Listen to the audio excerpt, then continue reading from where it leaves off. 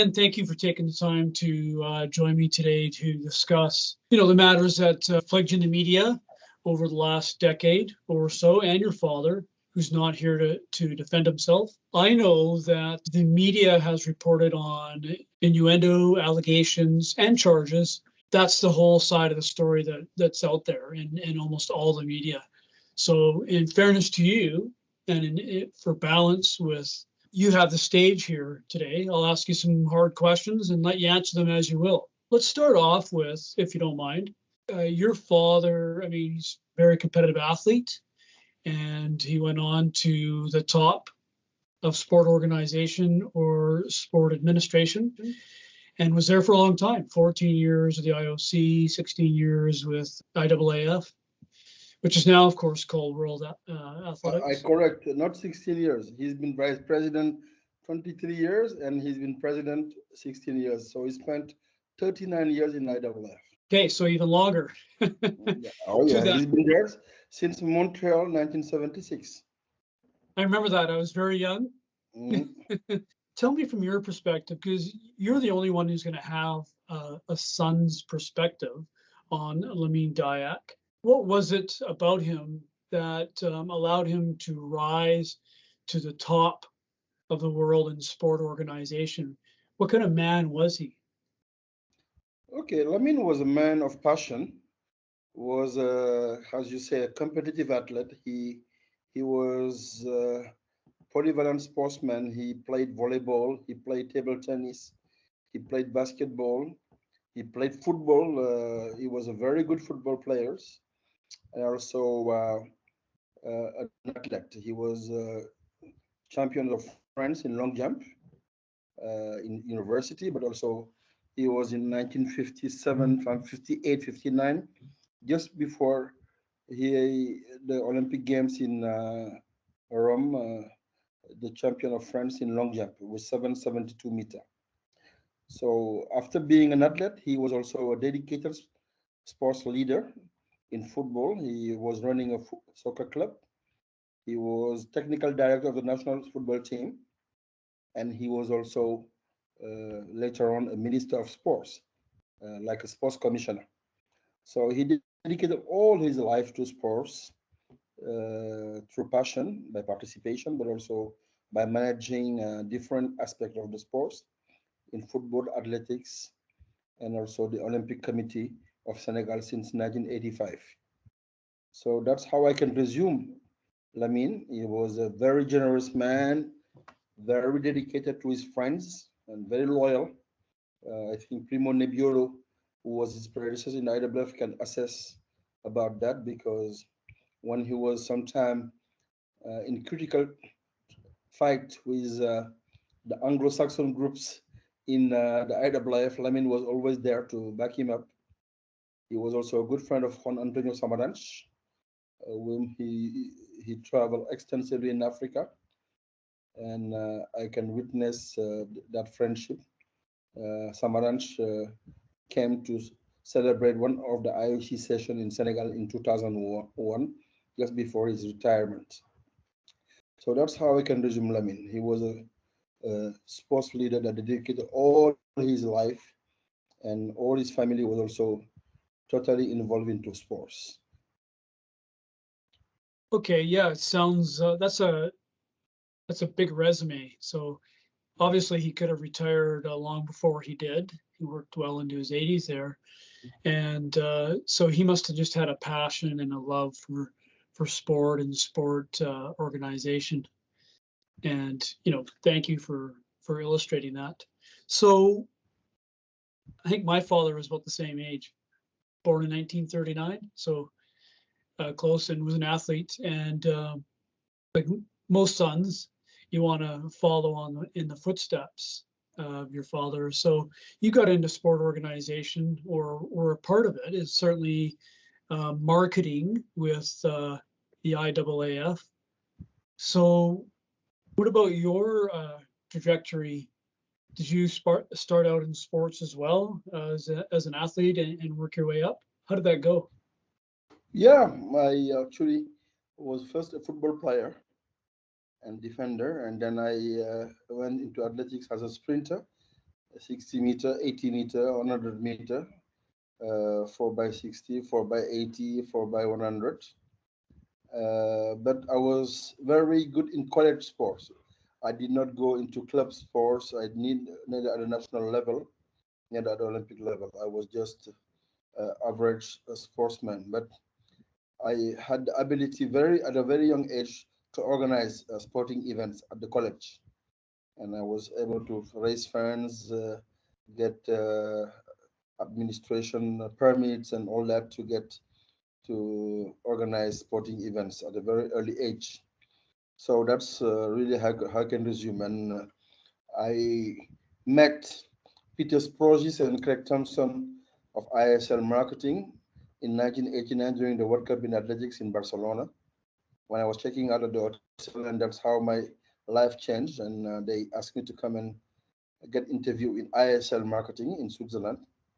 At that time, I was destined to be a banker in London.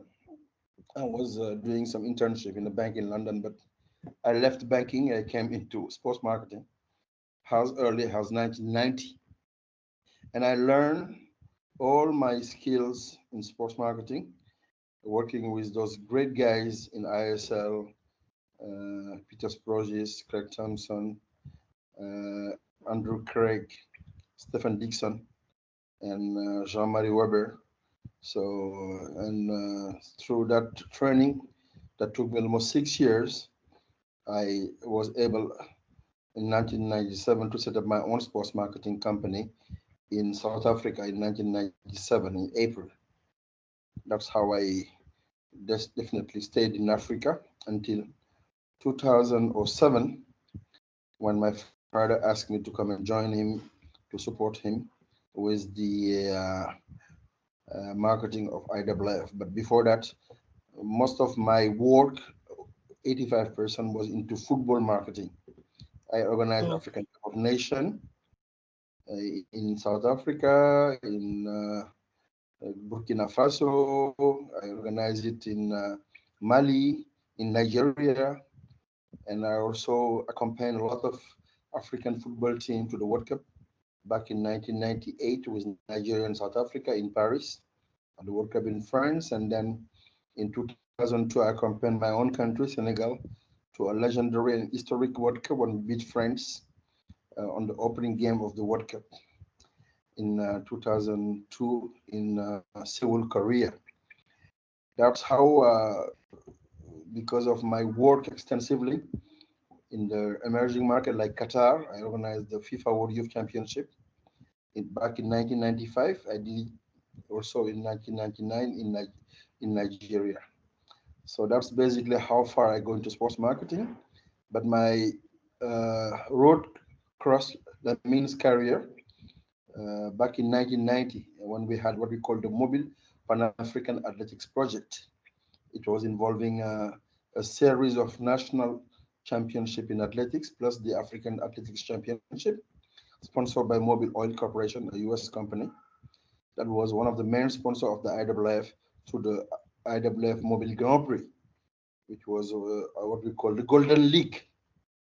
That I was involved in all that. So that's why many people don't know that I have a background in athletics working with ISL.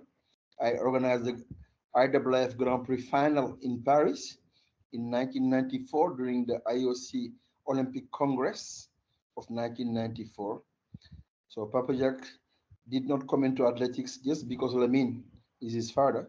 He was involved in athletics way before Lamine became president. He was there since 1990 in ISL marketing with great guys like Peter Sprogis and Craig Thompson. very well said. What is or what is black tiding? It's a company that they called a company owned by Papa Massata Diack. That's one of the first lie of the Richard Pound investigation team. They claim that I own this company, and they even use very racist term by saying it means laundering money in Hindu, which was a complete lie. It's a company owned by a guy called Yan Tan, whom I met in China back in 2008. That's what black tidings means. Oh, It's a okay. company based and registered in Singapore. part of this conversation is to allow you to answer some of the allegations in I guess you can call it the court of public opinion once it's out, if we publish this, which I hope to. Let's talk about some of those harder questions. So, here you are marketing with the IAAF, and you are part of the process in awarding world championships like the Doha World Athletics Championships or IAAF Championships when you were there. And there is allegation, and I believe a charge, I don't know what came of it, that you had personally received roughly €500,000 to allow Doha to bid or to submit their bid twice, once for the 2017 event that they were turned down for, and then the 2019, which of course they inevitably hosted.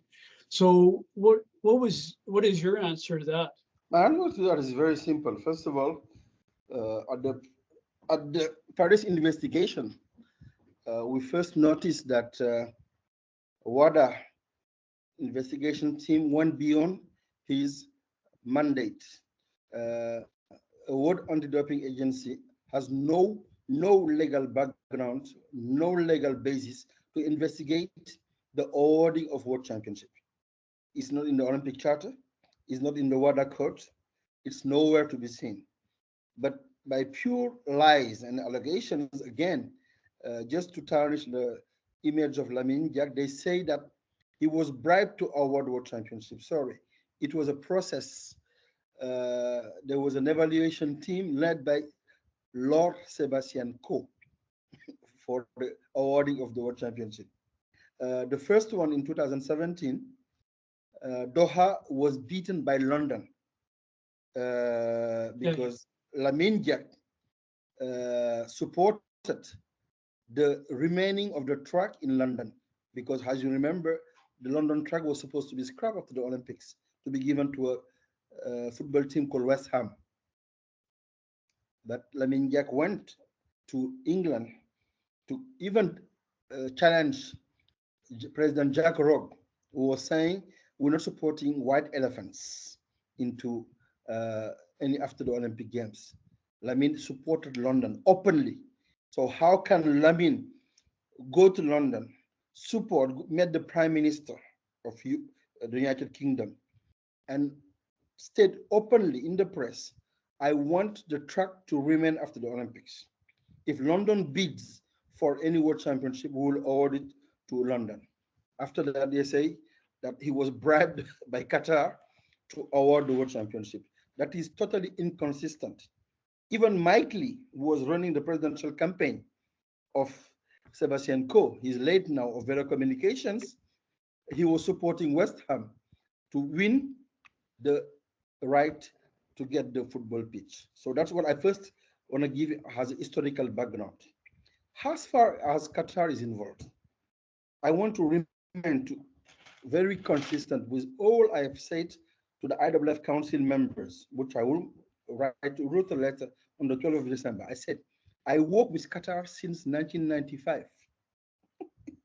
In football, I was a consultant of Coca-Cola, Rafik Kresati, Coca-Cola Company, and FIFA. I stayed 6 months in Qatar in 1995. Lamine was nowhere to be IAAF president. Then Qatar hosted in 2000 the IAAF Grand Prix final after the Olympic Games in Sydney. Do you remember that?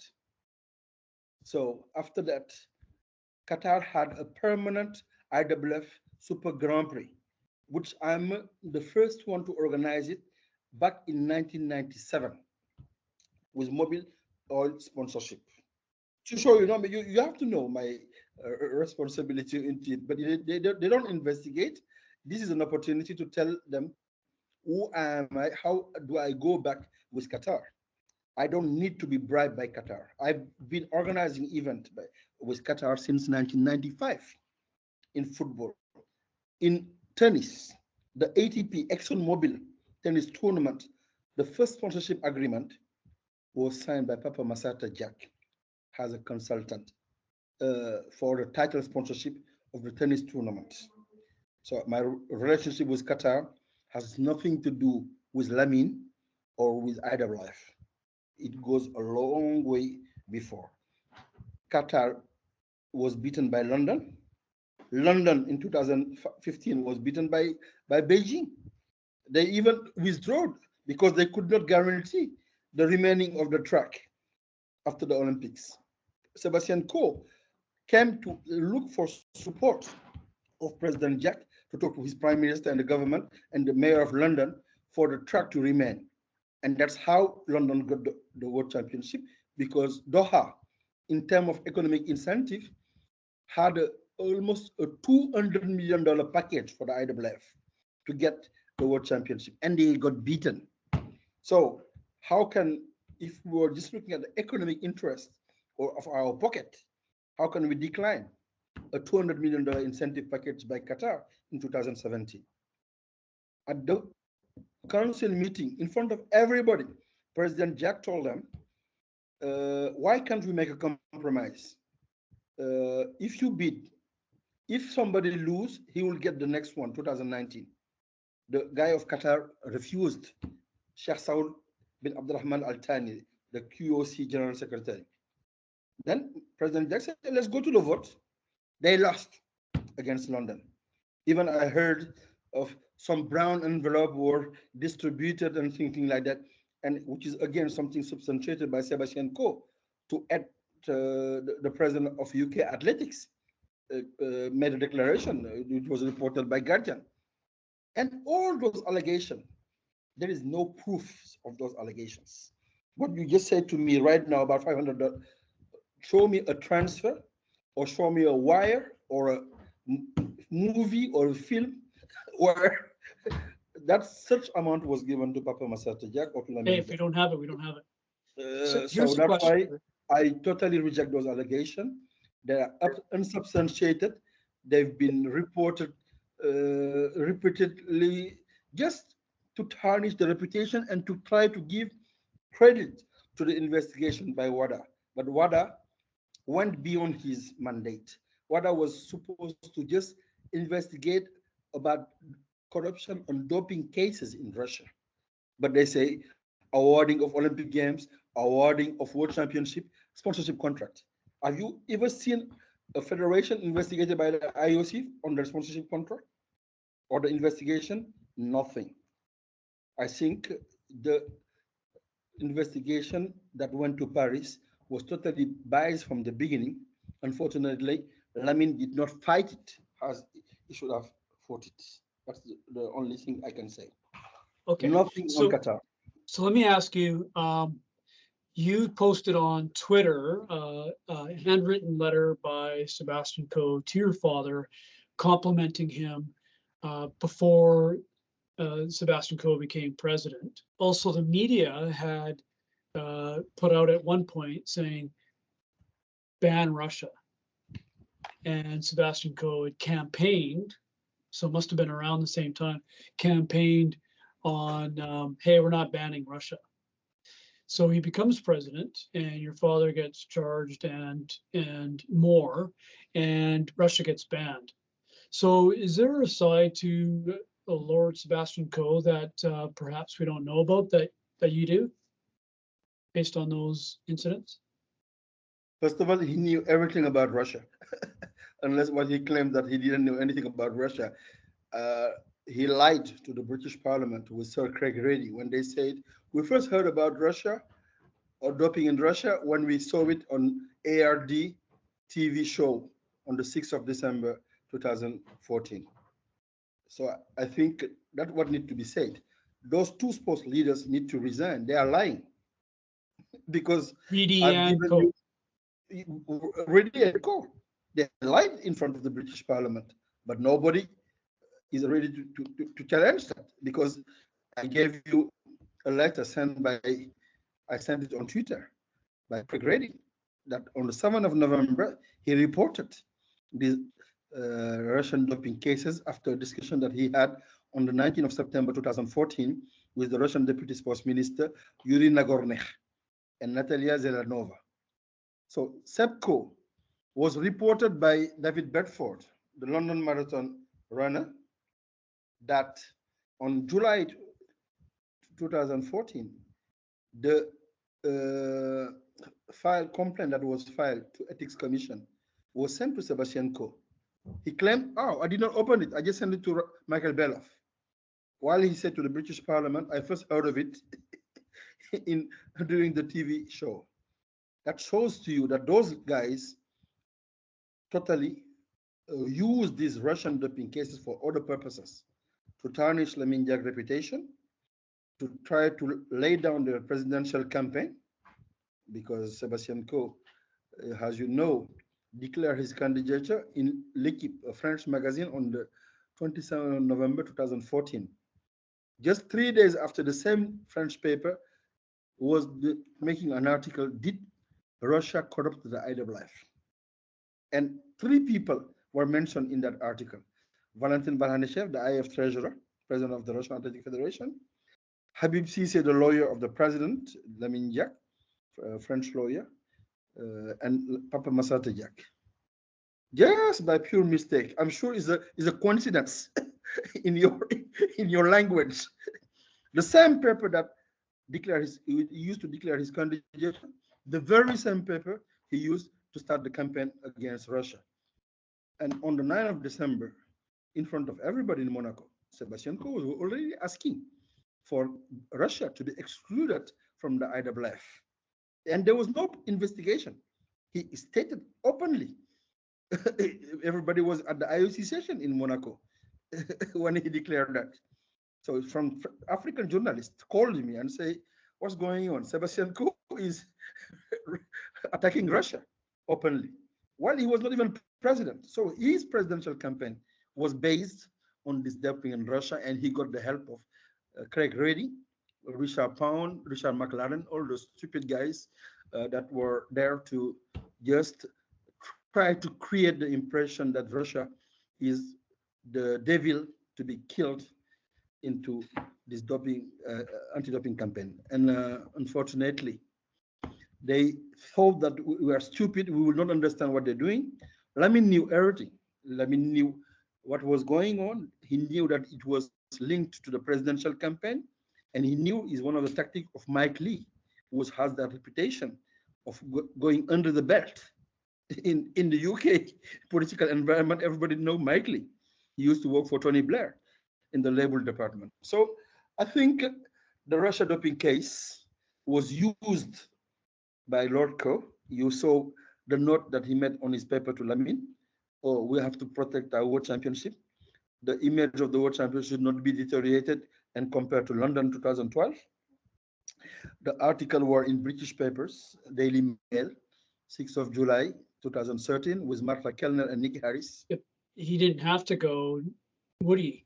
Right? No. No. You say he was there because he was trapped by the French Olympic Committee. The French Olympic Committee trapped him. They invited him for a seminar on the 2nd of November, and he arrived on the 1st of November to be arrested in the Paris airport at the Sheraton Hotel. Oh, so that's how it happens. It was a pure trap. It was just like a kidnapping of Lamine. That's what happened. What was the seminar he was invited to? By the French Olympic Committee, by Mr. Denis Masseglia, president of French Olympic. Now he's not the past one. He has left the Olympic Committee, but he was the guy who sent him an invitation. He sent him an air ticket, and he sent somebody to pick him at the airport. And then they arrested him. And they arrested him. So the French Olympic Committee is accomplice to the police in this case. So why the French Olympic Committee? Why not the French Athletic Federation? Because the French Olympic Committee, we'll talk about it, I hope, about why they did all that. It's all a setup. So if you have all this evidence, I guess, maybe some of it's hard to find and present in court, but you have a lot of knowledge here, and I'm sure some documentation. Why didn't you go and fight the charges against you? First of all, I'm not a French citizen. I have no French company. There is no law under me from France. I'm not a resident of France. I'm not a resident of Monaco. I'm not a law-abiding citizen. I'm not a tax-paying payer in France. Why should I go and answer to an investigation which was a pure setup and trap on something that is just based on stupid allegations? There is no preliminary investigation. There is no investigation by WADA. WADA never met Lamine Diack. Pound never met Lamine Diack. McLaren never met Lamine Diack. Gunther Junger never met Lamine Diack. Pound never met Papa Massata Diack. McLaren never met Papa Massata Diack. And they hence went to file a complaint on the 4th of August, about almost 6 months before they finished their investigative report that was completed on the 9th of November. Don't you find it strange? Yeah. Is there no investigation? Why should I go and answer to something which is just a pure setup? And what is also very amazing, Christopher, on this issue is they use the press extensively by leaking documents. There was investigation on FIFA by FBI. There's investigation on Jérôme Valk, the French guy, or Michel Platini. Have you ever seen a leaked document from those investigations? There's an investigation on Blatter. Have you seen any leaks of information? No, I've only seen the allegations from whatever publication was making the allegations, or from the organization that was, so World Athletics or IAAF or whomever, ARD, TV, Guardian, right? So no, I wasn't privy to. That shows to you that I have nothing to do with France. They set up President Lamine Diack to come to Paris. That shows to you that these guys were not serious and they did not do an investigation. They just based on an allegation done by a Russian coach called Oleg Popov. I discussed with Nick Harris of Lilia Shobukova, the Russian marathoner, who allegedly paid for the cover-up of her positive doping test. But whom she paid? Oh, allegedly your father. How? I don't know how. 600,000. No, but in penal law, in court, you come with an evidence. Is there any wire from Lilia Shobukova account to Lamine Diack or Papa Massata Diack account in court? Nothing. The French prosecutor said that 23 Russian athletes paid to an account in Singapore, yes, or in Senegal. But where are the wires? There is no single wire proven in court. Nothing. Just pure. The Russian athlete paid to a Russian coach called Alexei Melnikov. It is. I saw the court evidence. They went. The International Regulatory Commission went to Moscow, and they did ask to the Russian and say, "I paid to my coach because she said to me, I need to be protected." That's what she said. And they said, "Oh, they paid it to Lamine Diack." Pure stupid things. Lamine Diack never interacted with any Russian athlete, with any Russian official. He's been an athlete himself. That is against his principle of integrity. And he's been president for 16 years of the IAAF, 4 mandates. His integrity has never been questioned. And suddenly, somebody called Richard Pound, Richard McLaren, Gunther Junger, former German policeman, said, "Oh, he's corrupted. We've got proof of allegations." They want to drop a case at the court in Paris. Where are these declarations of Eliane Oulet, the French prosecutor, on the 14th of January at the WADA press conference in Munich? Where are the proof? After 5 years of investigation, Christopher, there is no one single proof of payment by Russian athlete to an account owned by Papa Massata Diack or Lamine Diack. Nothing. Just pure fabrications of the French prosecutors, of WADA, and pure lies, period. We cannot call it, and we challenge it in court because there is no proof of any payment to anybody close to Lamine Diack. Nothing. Can I ask you something? Yes. You had implied or inferred, I guess, that you have some explosive information. Let me give you a scenario. This is a little bit off the beaten track of what we're talking about, but if you look at, you posted the top sprinters, 9 of the 10 top sprinter male 100-meter sprinters were implicated in some way to do with performance enhancing drugs. So on that, the fastest sprinter is Usain Bolt at 9:58. The fastest marathoner, 2:01:39, is Eliud Kipchoge. And then, of course, the fastest woman is Bridget Koski at 2:14:04. Nobody anywhere is suggesting any of them could be guilty of doping, except for maybe somebody anonymously posting stuff up because they're doing it for entertainment purposes. But everyone else seems to be potentially dirty. So what do you make of that? That everyone gives the very fastest a free pass. I certainly don't think they look dirty either, but they certainly get a free pass. Why is that? I think why I posted this is none of those guys that they mentioned are from Russia, but I've never heard of investigation commission that was formed after the Balco affair. WADA did not put an investigation team like the one they did with McLaren, Pound, and Gunther Junger. Why? Because Pound was protecting the U.S. Negotiation with the NBC. And he said openly, I'm not going to compromise the interests of the Olympic movement.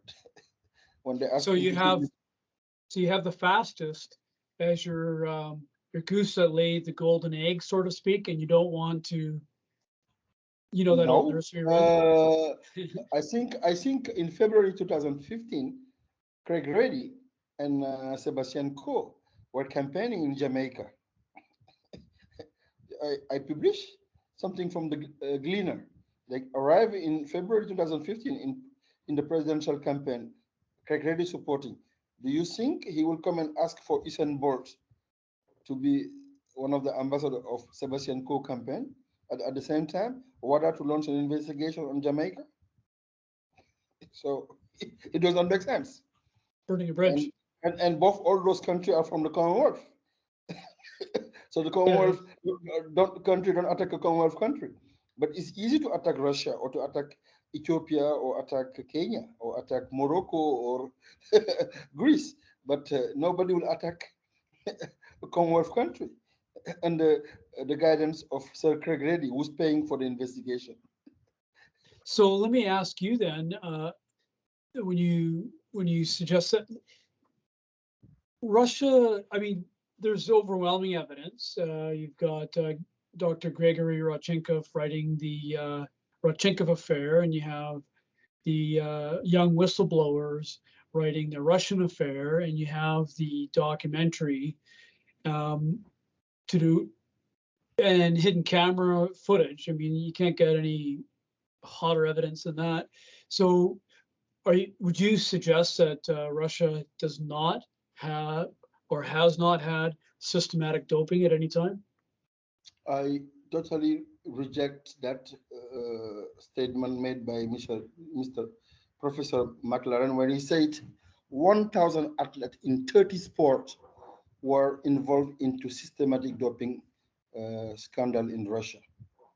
It means that all 30 sports federations involved never investigated Russian athletes at their World Championship. That's what he's meaningfully saying. Why? They resume it to only Russian athletes. If you look at the statistics of WADA, there is a lot of doping cases in the US. There is a lot of doping cases in Europe, in Belgium, in France, in Italy, in Spain. So where are the sanctions against those countries? Spain was bidding for the Olympic Games in 2016, in 2020, Madrid. They have never been stopped of bidding because of their legendary Dr. Fuentes case. So there's a double standard. That's why I don't believe in what McLaren and Pound are saying. I don't believe it. The investigation was not thorough. They never access to the doping files of Russia on time of their investigation before banning Russia. They did it afterwards when Russia cooperated and sent the document, the whatsoever the doping cases for them to investigate.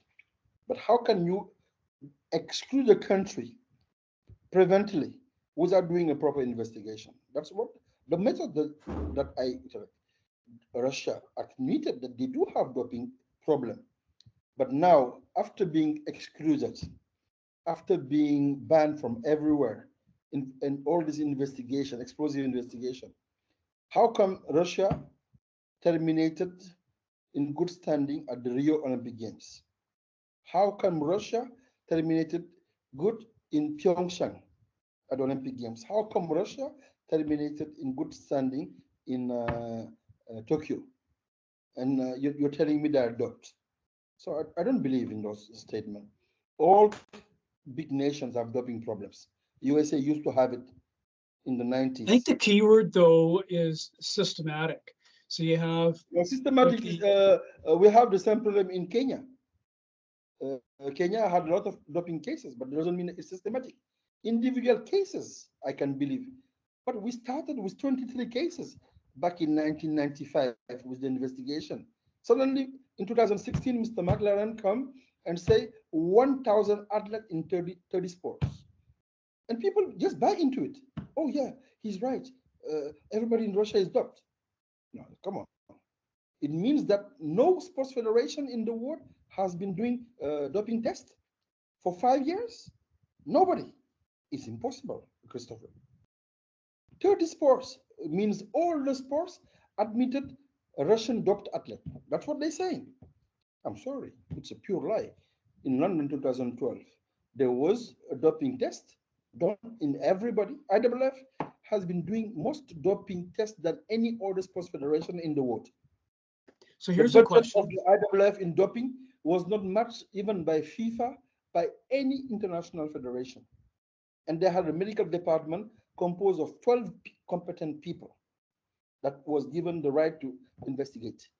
Now, just because of 1 or 2 cases, you make an investigation team of 10 people, you spend $1.5 million of water money to investigate just for 3 people. Why didn't you do it for Balco? Why didn't they do it for Fuentes? So it's a double standard. I think there's other motives behind this Russia anti-doping campaign. It's not just a sports motive or medical motive. I think there is some political motive into it. Okay, so with the whistleblowers in exile in the U.S.,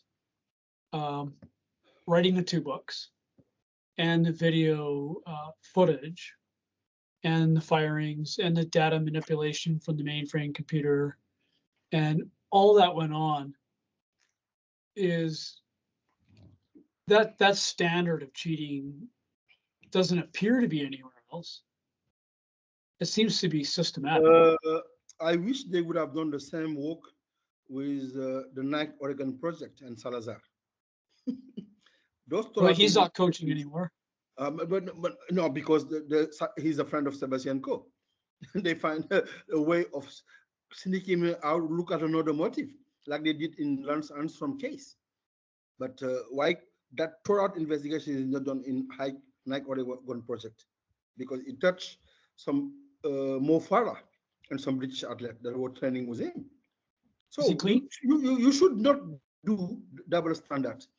Like when I heard this Paula Radcliffe claiming all of her anti-doping, she had doping cases. She knew. I tweeted it something. I said to her, publish your athlete biological profile. You came to Monaco to ask for Lamine Diack clearance. We knew that they came there. So why did she came there? Why didn't they publish it? Because it would have destroyed co-presidential campaign. Right now, British have lost the medal, the silver medal in the 4x1 meter, 100 meter in Tokyo. Okay, but nobody talk about it. So because of one marathon runner from Russia, you make a big international campaign, investigation team by WADA. Craig Reddy spent 1.4 million euros of WADA cash strapped organization just to launch an investigation on one athlete. At the Paris court, there was one athlete, Lilia Shobukova. Where are the 22 others? Where are they? They disappeared suddenly. Oh no, we don't Hey, in have all evidence. fairness, there's going to be people out there saying, what about the 3.45 million euros that was allegedly paid out to your father over the years, which should be It's a pure lie. Where pure are lie. they paid? Where are they paid? To whom? Listen, Yeah, no, good question. Good question. when you go to court, you bring either a picture, a photo, or a film. Like they say, hidden camera. You say in the WADA or in the books that were produced, they have hidden camera. Where is the hidden camera? They said there is one guy called Andrei Baranov, who was the manager of Yulia Shobukova. He claimed, Christopher, that he met me. He saw me in the lobby of the hotel on the 4th of December 2012. On the 4th of December, I was in Monaco signing my agreement with SR Gabriel. And okay, I arrived in Moscow on the 5th, and he said he saw me on the 4th. It was one of the case. Even Michael Beloff, the chairman of the Ethics Commission, they asked me, you've been involved in a meeting on the 4th of December. I said, but here's my passport. My passport shows that I arrived in Moscow on the 5th of December at 1950. How can I be the same person on the 4th of December to a meeting in Moscow? That's how fast you are. That's how, how stupid they are, and how very tricky this investigation has been. It's just built on manipulation of media, on pure lies. And people decided to shut up. Lamine, very fair and very sportsman, says, no, let them investigate. Let's be cool. I said, no, not me. Me, I can defend myself. I've got evidence that I gave to the investigation when they came to Dakar. I gave them all those papers. I showed that this report on the doping cases in Russia was done by Nick Davis. He told me about the doping cases. Nobody else. Jan Bulter, his wife, worked for the doping department. She came to tell me 6 people were targeted. And suddenly, we saw those 6 people in the letter from Mr. Reddy. We just saw a chart showing that 6 people, the very same 6 people, pay some sums of amount of money. But to whom? To whom, Christopher? At the court, I was expecting a bank wire transfer because the French government Minister of Finance is involved, TRACFIN. My bank account is in a bank, a French bank, Société Générale. So there's no money that can come into my country without France knowing it. Where are the wires? What the prosecutor said on the 14th of January, saying that some athlete paid $3.4 million was a pure lie, pure. And at the court, my lawyer will defend me, and it will be clear because there is no proof of those payments, just pure allegations. Like there was allegation on $6 million paid for television contract for the broadcasting of the 2013 World Championship. When they came to Dakar, I showed them the letter. Tomorrow I publish it, that letter in Twitter. It is a letter from the Russian television that say we are agreed to pay $1.2 million for the rights. I show it to the investigator. They say, oh, then it shows that what was given, that $6 million, where does it come from? And the contract was negotiated by the General Secretary of the IAAF. So where is Lamine Diack involvement? Where is Papa Massata Diack? The letters, the email between Vitaly Mutko, the Minister of Sport, chairman of the organizing committee of the World Championship, and SR Gabriel, it was exchanged. I gave all those evidence to the investigator. But at the court, those papers disappeared. Hey, why did your father call you a thug in court? Did he not know the meaning of the word? He never said that. He said, if what you say, what you claiming he did it, he acted like a thug. He never called me a thug. Oh, okay. He never said that. But that's again that media manipulation. they try to use sensational headings because their investigation was empty, zero. They have no evidence whatsoever about what Pound and McLaren took to French court.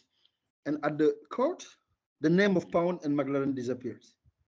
They say Anthony Hooper, a British lawyer, filed a complaint at the French court. Anthony Hooper has nothing to do with WADA. He's the investigator of the IAAF Ethics Commission, chaired by a British lawyer called QC called Michael Beloff.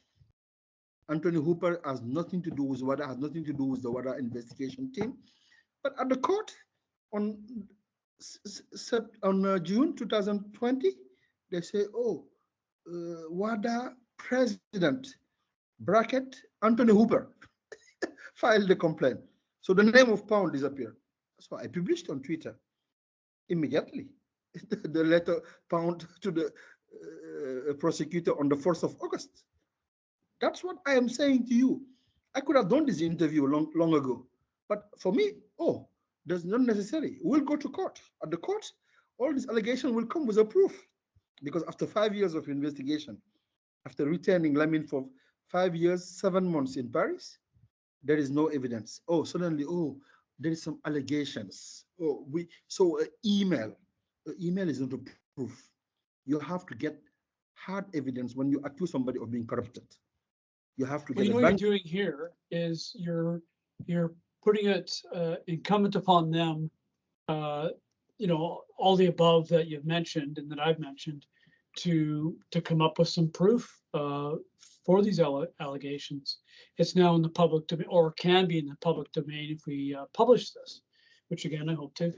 Okay, you definitely you've got my consent to publish this. Otherwise, I would have not accepted the interview. No, I appreciate that. And I'm not want to be straight up with you, right? Of anything, because at the court in France, my lawyers are still here. They will be there, my lawyers, with all this evidence, of course. Okay, so, you know, I wanted to give you your day in court, so to speak, public opinion, and not tarnish it with my own perspective or investigative journalism, because some balance has to be provided and hasn't been, as far as I can tell. Everything's been from the perspective of those who make the allegations. And in all fairness, it does look like there's a lot of evidence against you and your father, but you've made some pretty big statements, and I think it's incumbent upon those who you name to come up with some evidence and I don't have a dog in the fight. Everything I said has come up with an evidence. They delayed the prosecution, the trial of 6 months. It was supposed to take place on the 13th of January 2020. They delayed it to June 14, 2020. They say they have to look at the papers and evidence submitted by Papa Massata Diack after they came to Dakar. They spent 2 days in Dakar. They had all my files. All the prosecutor's files were sent. I gave evidence that Sebastienko knew about everything.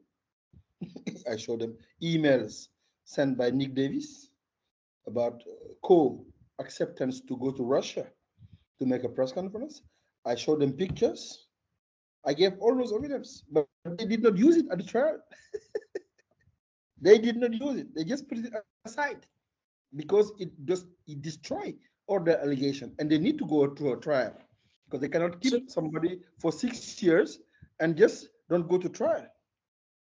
I gave all those evidence, so I'm totally, all those files and my evidence are in the French prosecutor case. They have it, but and you're appealing this, right? Am I right?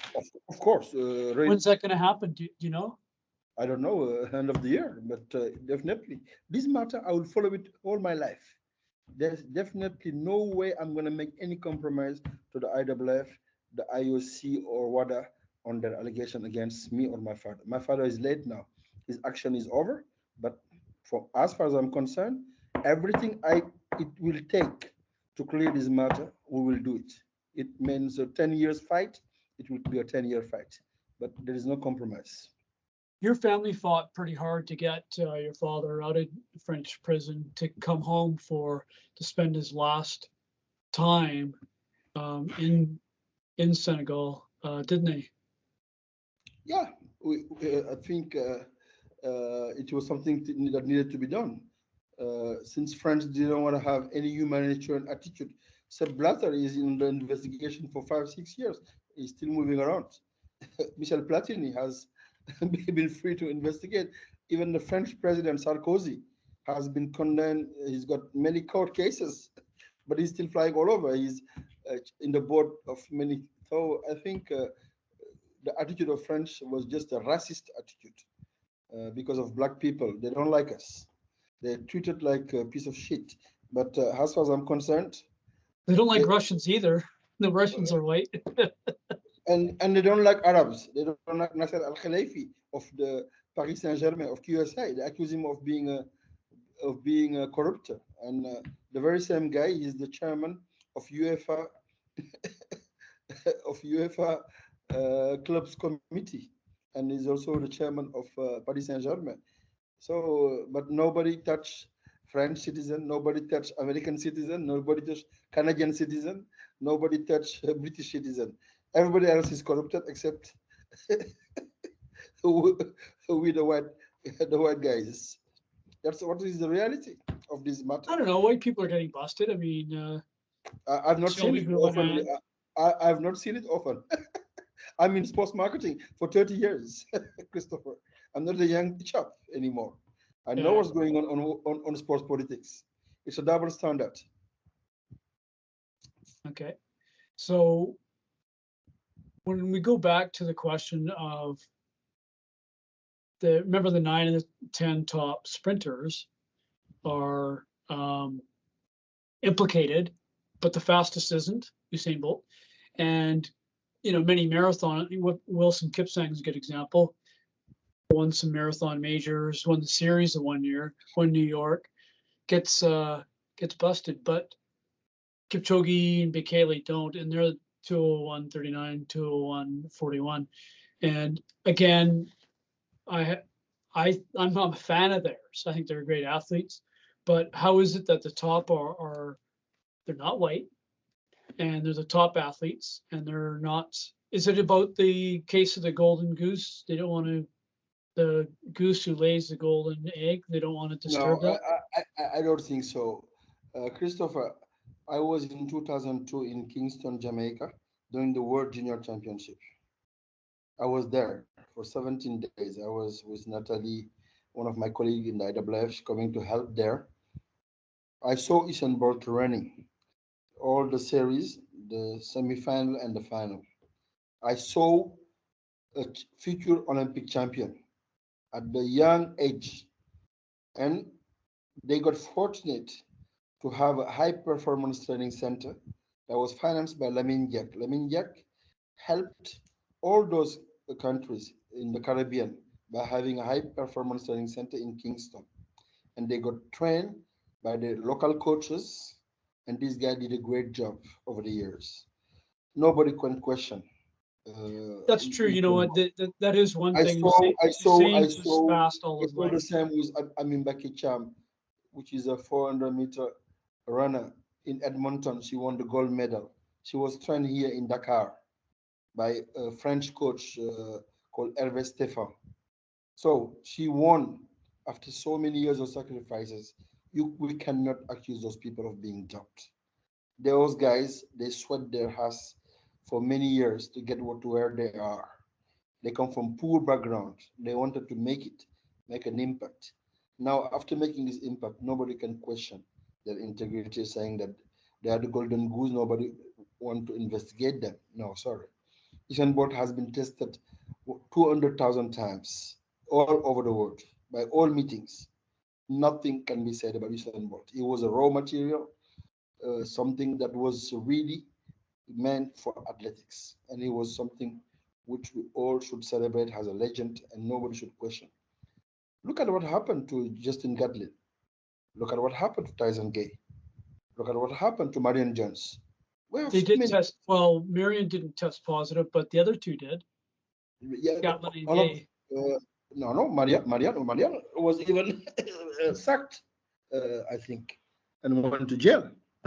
So I think all countries have their own problems. At certain time, it was many American athletes that were caught for doping, but nobody said USA should be excluded from the World Championship. Nobody. USA had a, but they set up US ADA, National Anti-Doping Agency, in order to fight it. My father, when he met Putin for the first time in 2006, he said to him, Russia have problem with doping. You should set up a national anti-doping agency. I was there at the meeting when they met on November 26 or 27, 2006. He mentioned it to Putin face to face. And they helped many countries to set up their own national anti-doping agency with Dr. Dole and Professor Dr. Shamash of the IOC. One of the best doping experts was vice president of the IAAF, Professor Arne Lundqvist. He was the chairman of the IOC Medical Commission. So you can tell me that with all those people, nothing has been done? No, sorry. I don't trust what McLaren and Pound are saying. They have other political agenda to just destroy Lamine Diack and set up, put Sebastian Coe at the helm of the IAAF. I think that was the only political agenda behind all this nonsense. Okay. Hey, so you know what? I think you've given me a lot of time, and I appreciate that. So as a last word, I'll give it to you. Is there anything that you would like to add to this? Any commentary about the upcoming appeal or the state of athletics at this time, or the governing bodies? Any commentary you'd like to make? No, first of all, I'd like them to just try to focus on developing the sports of athletics instead of trying to look at dirty side of the sport in order to run a political agenda. Since Lamine Diack left, a lot of countries don't have athletic meeting anymore because there is no development funds available. Lamine Diack was making it possible. So that's what athletics should focus on, growing the sports rather than running a political agenda against Russia. It's a waste of time. They should go to India, where there's 1.4 billion people, to try to grow the sports. Sebastian Coe's mother is from India. Nothing on India. They should go to China, 1.3 million people, 1 billion people, and try to develop the sports. They should go to Indonesia, Malaysia. Asia is the future of our sports. But nothing. Just on the press, Russia. Listen, Atletico has no good figures in television anymore. The Golden League in Africa, the Diamond League, we cannot see it anymore. Nothing. So the work is there. The work is not, you cannot be president from 2015 to 2022, 7 years at the helm. You only have 5 sponsors. And all sponsors are from Japan. Only one sponsor is from, see, it's true. Listen, I've taken enough of your time, and you've been generous with it, so I appreciate that. And I thank you. You're welcome. And have a great day, rest of your day. Hey, how many languages do you speak? Me, I speak 5. 5. So English, French, Spanish? Arabic, Spanish, Arabic, and Swahili. And my mother tongue.